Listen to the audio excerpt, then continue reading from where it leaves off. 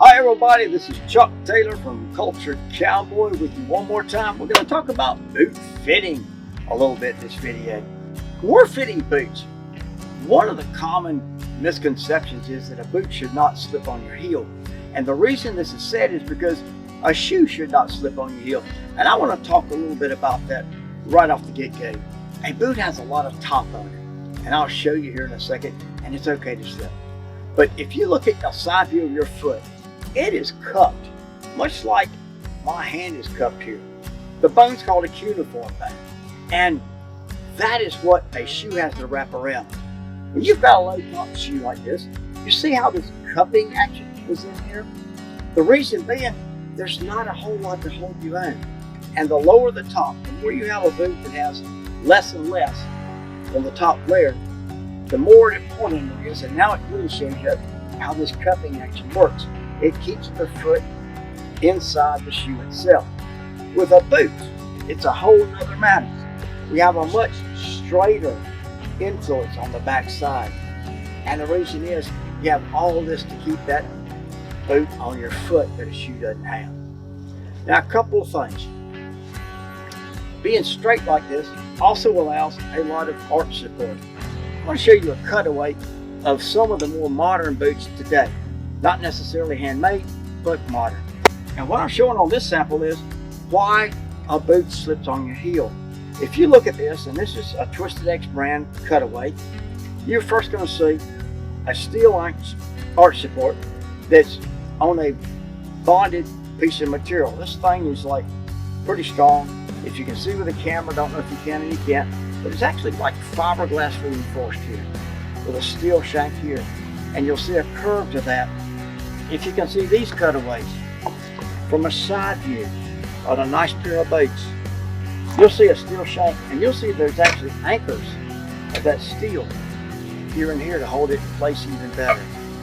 And if you can see this from a side view or a different view, you can see the steel shank here, and it's corrugated. It's bent like a trash can to give it even more strength over time.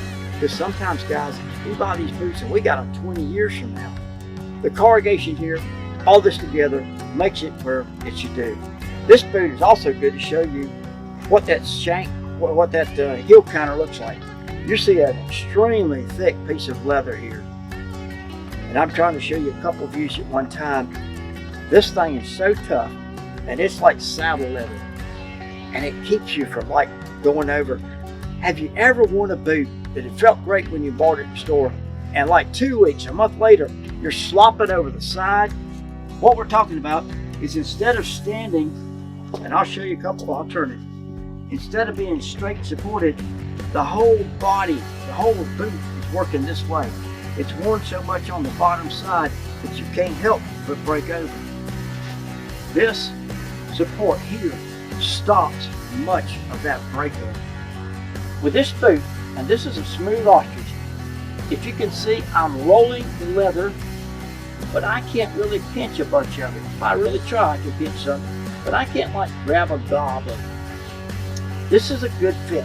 The widest part of my foot is in the widest part of the boot across here in the ball area.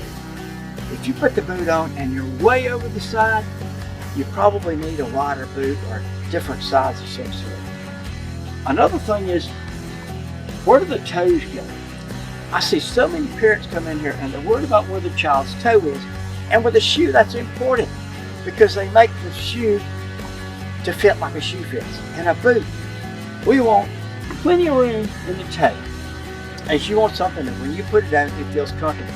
It needs to be snug enough in here to keep your foot from sliding too far forward. Now I'm going to show you some examples of bad fit boots. When my boot goes in, my foot goes in the boot, it just goes in there. And if you can see a toe position, yep, my toe is way back here in the stomach. But what's happening is my foot is sliding, like you see this boot, back and forth inside this boot. You want the support of the ankle and everything. So this boot, when I slide it over, look how much, and this is a thick bull hide, look how much I can pinch up. I'm getting a good 3/4 of an inch, top and bottom. An indication that the boot is way too big. even though it feels comfortable in my foot. Now, a boot is too tight. Sometimes, as we get into the more narrow toes, we have to be very conscious about anything with a little toe and the second toe next to it. This toe was originally made to catch a stirrup when you lost it when riding a horse. But it looks so good to so many people that they still today, we sell a lot of this toe. The broader square toe that we were showing you earlier, and here you can get a good topside view, is a lot wider all the way down. And just for fashion statements, it's being acceptable today. I can remember times when people came in and they said, that boot makes my foot look too wide. In a safety toe box, and that's what this is called, the toe box. This wide toe is wonderful. It gets off of everything. In the comfort of a boot, when you're walking, your boot should feel like a wonderful handshake kind of snugness in this area. Let me explain. This boot should fit like a nice snug handshake in the front and slip a little bit on your heel when you walk. That's because it has good arch support underneath that will make things work for you long term very well. And if you put on a boot and that's how it feels, it's perfect. But expect it to always slip a little bit, which on a day like today, like it's over 90 degrees out there, and you're gonna sweat in the shade. But anyways, the boot is pumping air as the foot moves, and that creates so much comfort in what you need. So with that, it's been kind of a long video anyway. We've talked about air pumping around your foot. We've talked about how tight a boot should be, how it shouldn't be too loose, how it should feel like a good snug handshake. Comment below, ask questions so I can come back and answer more of those questions in these videos. We love you, we appreciate you, God bless you, and God be with you.